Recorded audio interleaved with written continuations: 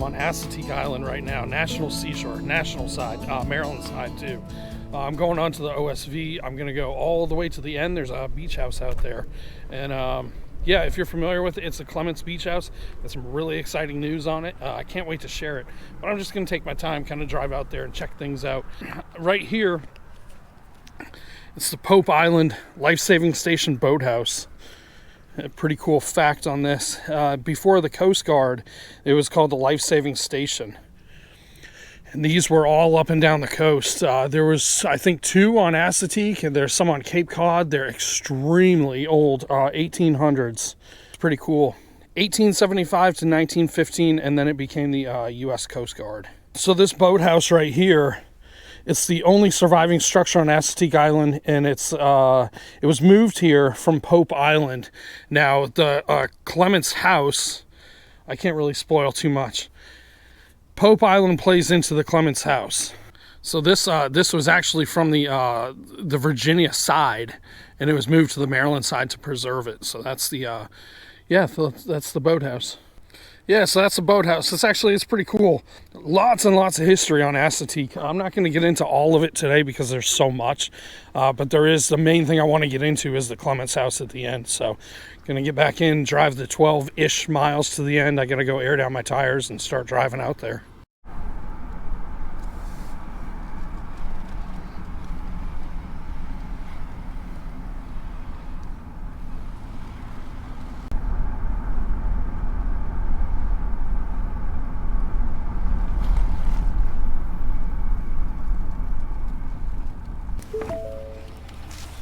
Should probably get this whole intro started. I guess, I don't know. Anyway, my name's Jay. I'm from I live just outside of Ocean City, Maryland. So if you're new to my channel, I've done a ton of videos on Assateague, all the old lodges, some of the history of it. If you haven't seen those, definitely check those out. They are pretty good. But this one is more of a specific one at the end. I'll explain it when I get out there. If you're not familiar with it, if you are, you'll know exactly what I'm talking about. But yeah, the Clements Beach House, like I just brought up. This is the oversand vehicle you can drive on the beach. You do have to have a pass for it. You can get the pass at the ranger station. I think you can also, you can get it online too. You'll have to look it up. I don't know the exact address, the website for it, but you can purchase it, air down your tires, and then head on out. Now, the rules and everything are all right here. There's, yeah, the permit, standard permit's 110, bullpen, that's if you have a camper in your truck bed, and there's a certain section of the beach where you can camp. That permit's 200. The rest of it, you can have campfires on the beach. You can have alcohol on the beach if you want to. There's no glass bottles, no fireworks. If you can, the camping sections, you can camp out here. It's in designated areas. If you do have a campfire on the beach, it's got to be below the tide, high tide marks. So yeah, lots of rules. Just make sure you look them up. Make sure you have all the proper safety equipment and all that. And definitely make sure you air down your tires. That's extremely important. I did a video of tips and tricks on how to drive on the beach.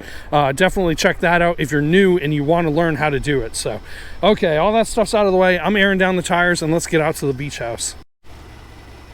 I hate doing intros. I don't even know if there's like a proper way to do it, but whatever. All right, I'm gonna put these on. These tire deflators, you can get them on Amazon. They are money well spent. They're like 20 bucks and you get 4 of them and just screw it right in, and it will go down to, you can calibrate them and it'll stop at the pressure that you want it to stop at. I don't trust that unless you're gonna put Loctite on this or what, but it'll move. So I just watch the gauge inside the truck, and then when it gets down to like between 20 and 22 psi, then I stop it.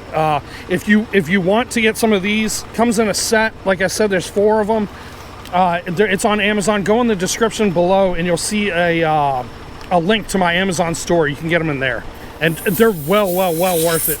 Otherwise, you got to jam a key in there or something and try to hold it down until you get to the right amount. It's a pain. This is so much easier. So I'm going to get all these done and then get out of here.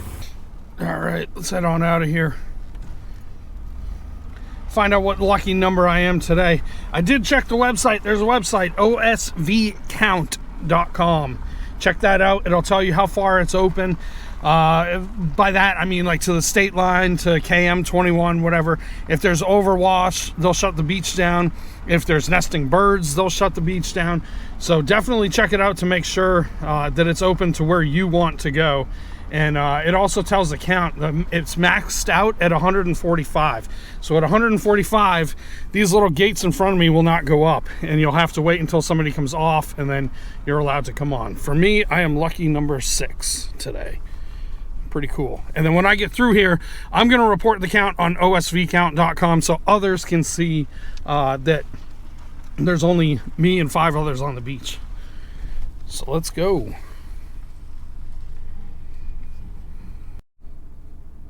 All right, there it is. Reported it. Got it on 4-wheel drive. Let's get on the beach.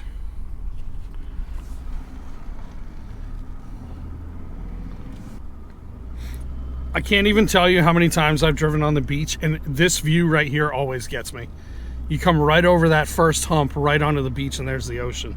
It's just, I don't know, it's something about it. All right, so we're gonna go down all the way to the end. Like I said, it's about 12-ish miles. I wanna say 12.2 rings, I don't know, in my head. Oh yeah, some more crazy news. So I was trying to get information on a couple things this morning before I came out here, and I believe I have missed a lodge. I've been to all of them, but I think I missed one.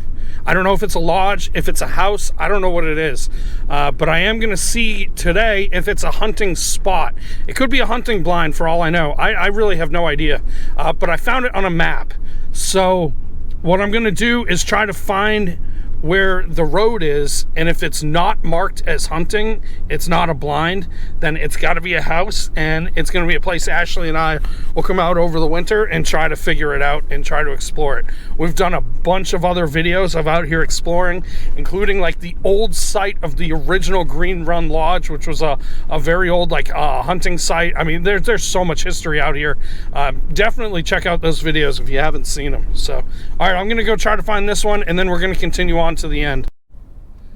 This is what I mean by the hunting blinds. They're marked off. So if it's a road like this, I know it'll go to a hunting blind. If that sign is not there, there's got to be a lodge or a house or something back there. I'm coming up on the bullpen area right here. There's a sign right here, and there's another one on the other side. So this area is all where you can park your truck. If you have a camper in your truck bed, you can camp out here.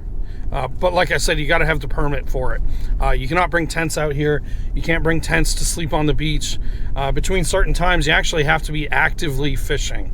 So you can't just go out here and go to sleep on the beach. But this is the bullpen section. It's pretty big. So we're going to continue on. I'm about a third of the way down. I still got a little ways to go.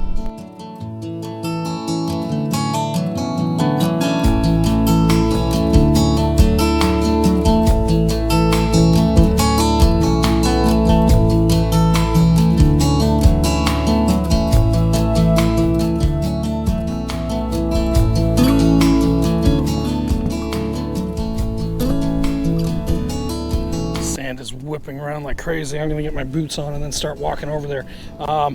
There's a sign, I'll show you. It says it's a blind is back there, but where I'm showing on the map is like, I don't think that's a blind. I really don't. It could be, it very well could be, but it's so far back there that it's so far to walk that I don't think that it could be a blind. So I'm going to take a walk back for a little bit. I'm not going to go too far. See if I can find a trail or something and figure it out.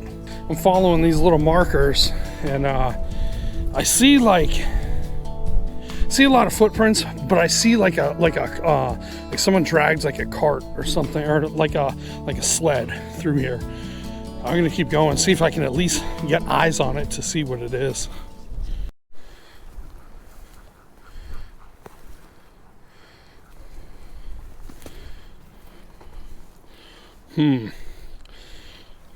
So the map, yeah, I think it is. The map I was showing was pretty much covering the same thing, where it comes up and around the corner, and then right around the corner I should be able to see it. But yeah, I'll keep going. I got these boots from Cal. They reached out to me to see if I would try them, and I gotta say, I like them. They feel way more thick than my muck boots, which my muck boots, like, I like them, don't get me wrong, they're nice, but they don't feel as thick as these. And these are definitely thicker. Oh, I made it. Not gonna lie, that was like, it's pretty sketchy. Oh man. I'd say there was like a couple spots where it was literally like an inch away from going into my boot. I guess I'll just keep following this trail. I'm in too far now, I can't go back.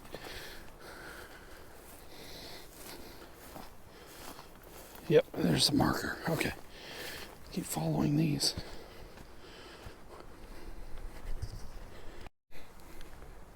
I think I've reached the end. The sticks are basically telling me to go along in the water. I'm gonna need waders to get out there. I don't feel like putting waders on to walk all the way out there because it's, to be honest, it's pretty far. When I get home, I'm gonna try to look up on that and see if it is a duck blind. They do have areas listed that they show you where they are, so I'm definitely gonna look at that. But I just find it odd that it would be so far out there. I mean, it's pretty far, so I don't know. I guess we'll find out. I'm almost back at the truck. We'll head down up to Clemens' house.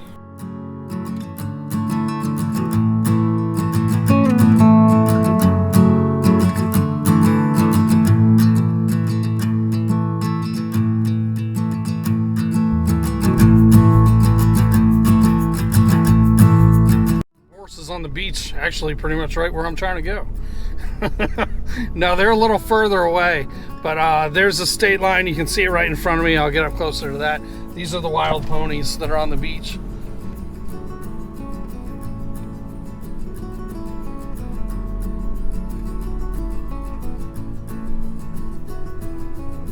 Usually if there's one or two, there's a whole bunch. So I'm sure there's more in the area kind of hanging around. I'm gonna go park up at the state line.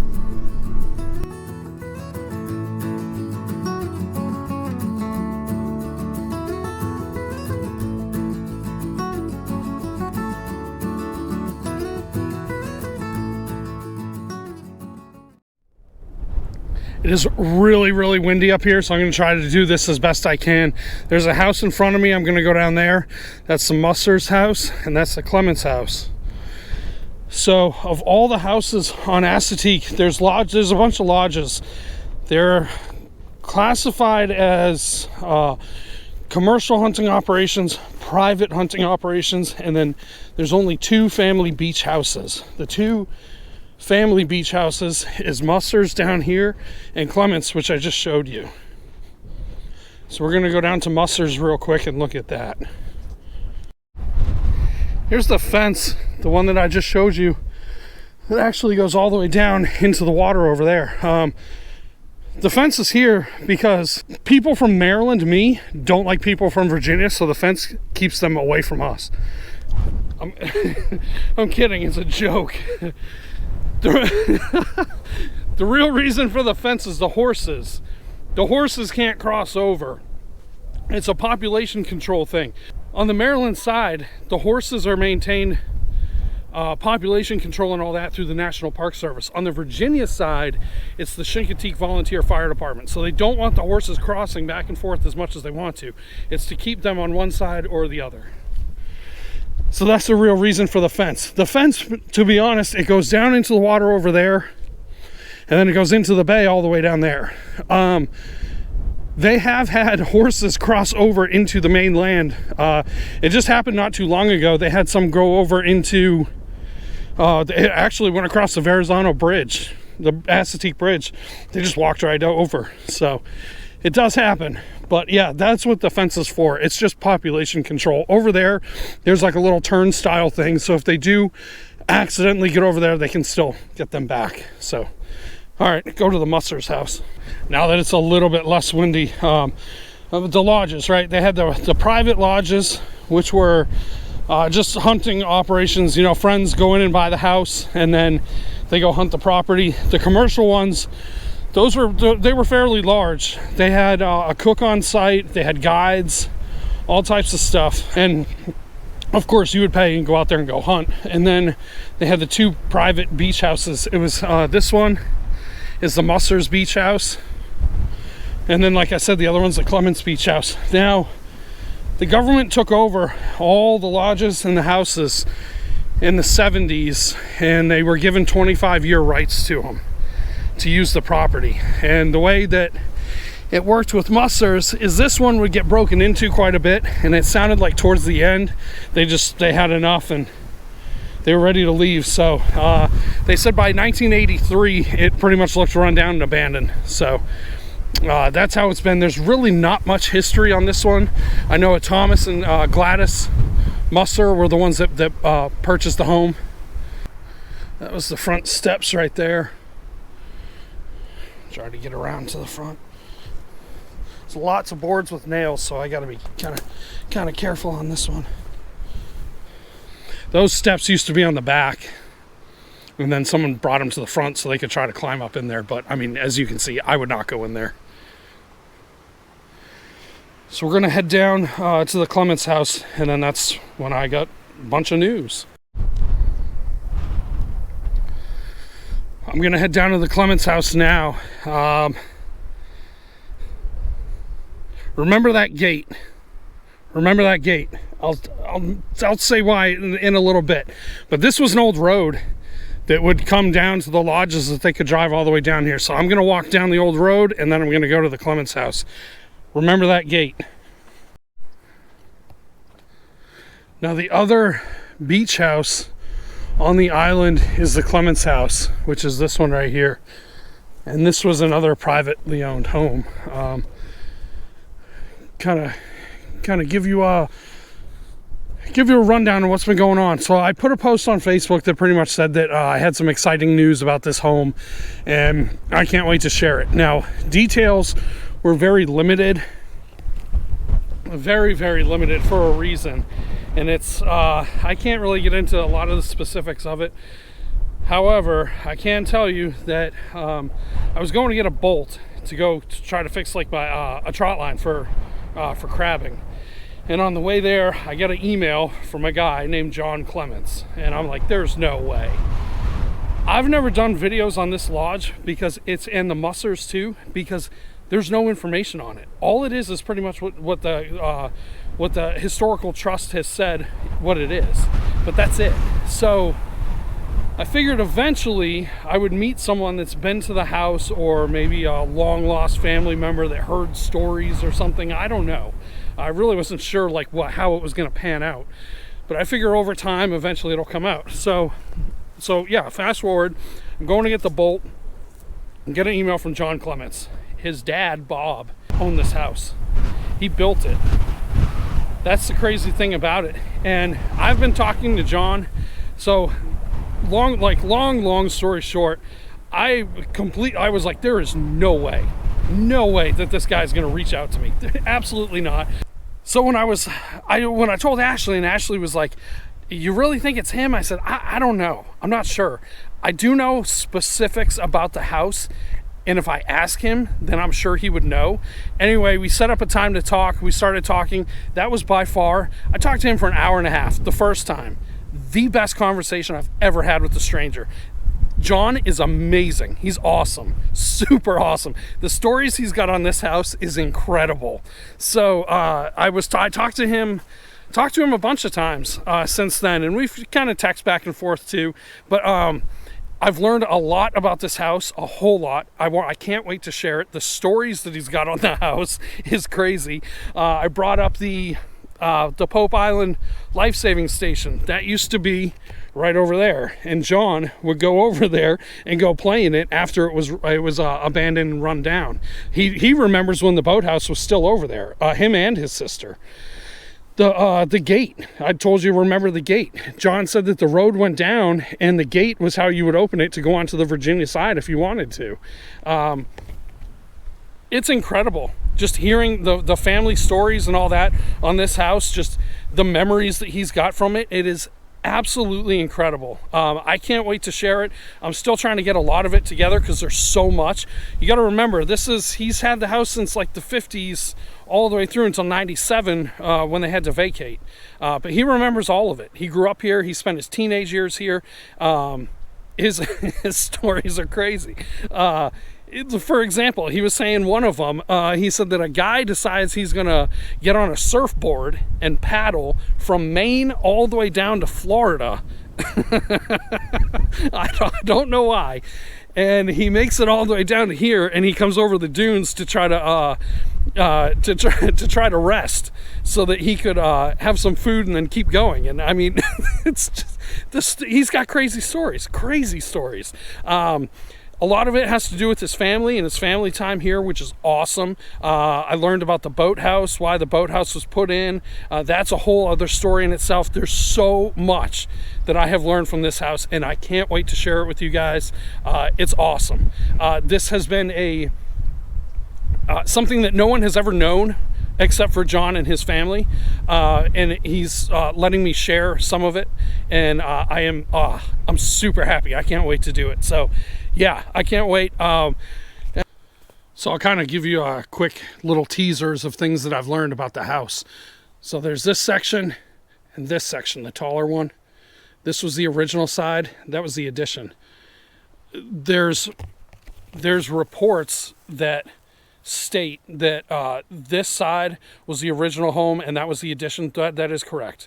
What I found out though is Wiley Maddox was the one that owned the land, and John's dad bought the land. There's reports that say Wiley Maddox built this part of the house and then John's dad built the addition. That's not true. John's dad built this side and then added the addition in, I think it was like 1968. So it's just little facts like that that I've learned that you won't find out any other way. But yeah, so even little things like John was saying that his dad had a scrap wood pile in the garage. That's right there. And the garage is right here. Anyway, so that's the big news on the house. As soon as I get some stuff together, I don't know if I'm going to do it as like as a series, maybe. I don't know. There's so much to share. It's absolutely crazy. I never in my life thought that this would happen. And a huge thank you to John for doing this.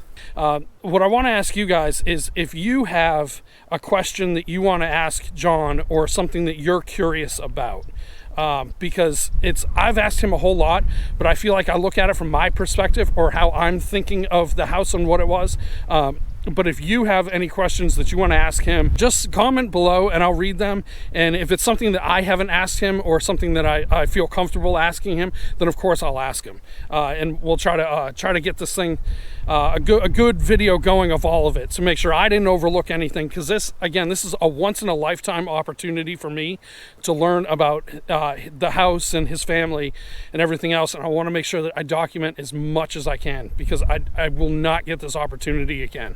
So if you have anything, let me know. Otherwise, I'm going to head back to the truck. I'm going to look around for a little bit more to kind of get some more info on the video.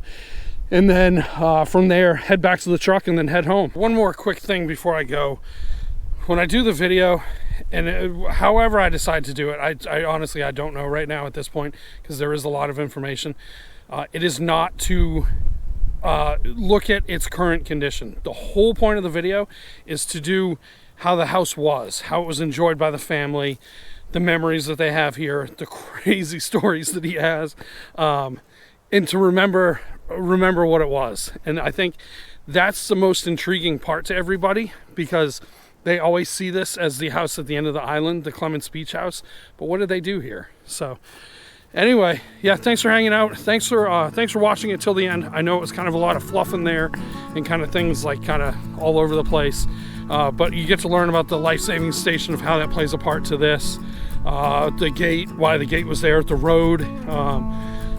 There's tons and tons of information that I have. So as soon as I get some videos together, we'll put it out there. So I hope you like it. Thanks for watching, and I'll see you on the next one.